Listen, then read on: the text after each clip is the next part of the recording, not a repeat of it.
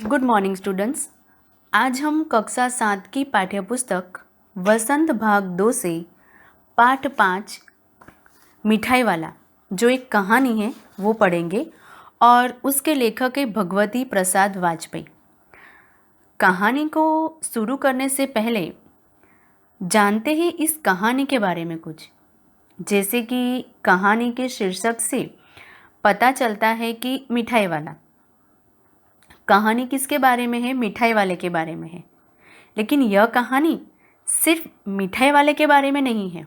कहानी एक ऐसे आदमी के बारे में है, एक ऐसे इंसान के बारे में है कि वो कभी खिलौने बेचता है, कभी मुरली बेचता है, कभी मिठाई बेचता है। मतलब वो एक फेरी वाला है जो गलियों में घूम घूम कर अपना सामान बेचता है।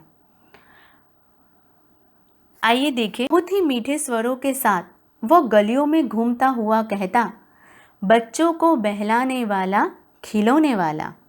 इस अधूरे वाक्यों को वह ऐसे विचित्र किंतु मादक मधुर ढंग से गाकर कहता कि सुनने वाले एक बार अस्थिर हो उठते। उसकी स्नेहा अभिषेक कंठ से फूटा हुआ गान सुनकर निकट के मकानों में हलचल मच जाती। छोटे छोटे बच्चों को अपनी गोद में लिए युवतियाँ चीखों को उठाकर छज्जों पर नीचे झांकने लगती। गलियों और उनके अंतर्व्यापी छोटे छोटे उद्यानों में खेलते और इथलाते हुए बच्चों का झुंड उसे घेर लेता और तब वह खिलौने वाला वहीं बैठकर खिलौनों की पेटी खोल देता। इस पहले पैराग्राफ में लेखक ने यह बताया है कि किस तरह खिलौने वाला अपनी मीठी आवाज़ में लोगों को आकर्षित करता और विशेषकर बच्चों को अपनी ओर आकर्षित करता था। लेकिन जब वह गलियों में घूमता हुआ कहता कि बच्चों को बहलाने वाला, खिलौने वाला, तो इस अधूरे वाक्यों को सुनकर बच्चों के साथ साथ स्त्रियां भी उसे देखने के लिए झरोकों से झांकने लगती। उसका स्वर इतना मधुर मतलब इतना मीठा था कि सुनने वाले अस्थिर हो उठते। अस्थिर मतलब उनको एक बार यह इच्छा होती थी कि आखिर यह बोलने वाला है कौन, उन्हें एक बार देखा जाए। बच्चों के झुंड उसे आकर घेर लेते और वह वहीं पर अपनी पेटी खोल देता। आगे,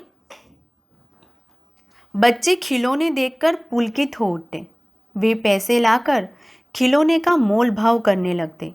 पूछते, इचका दाम क्या है? ऑल इचका। खिलौने वाला बच्चों को देखता और उनकी नन्ही नन्ही उंगलियों से पैसे ले लेता और बच्चों की इच्छा अनुसार उन्हें खिलौने दे देता। खिलौने लेकर फिर बच्चे उछलने कूदने लगते और तब फिर खिलौने वाला उसी प्रकार गा कर कहता, बच्चों को बहलाने वाला, खिलौने वाला। सागर की हिलोर की भांति उसका यह मादक गान गली भर के मकानों में इस ओर से उस ओर तक लहराता हुआ पहुंचता और खिलौने वाला आगे बढ़ जाता।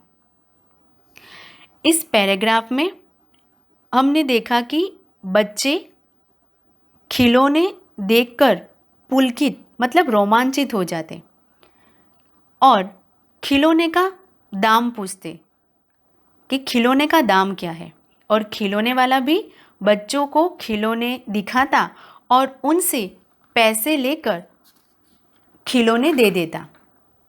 खिलौने लेकर फिर बच्चे उछलने कूदने लगते। फिर खिलौने वाला कहता, बच्चों को बहलाने वाला, खिलौने वाला।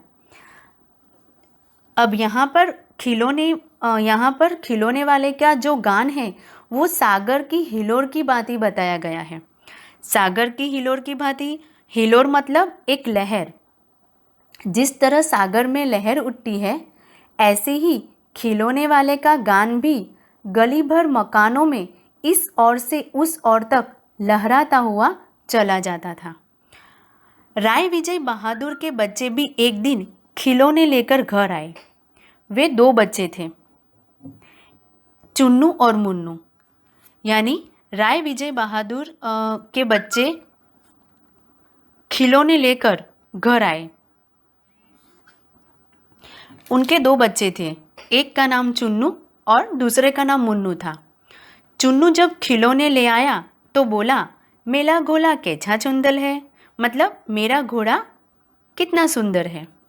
तो मुन्नू बोलता है, और देखो मेरा कैसा सुंदर है, यानी कि और देखो मेरा भी कैसा सुंदर है। तो बच्चों, आज हम इतना ही पढ़ेंगे। पाठ के आगे का हिस्सा हम दूसरे वीडियो के अंदर देखेंगे।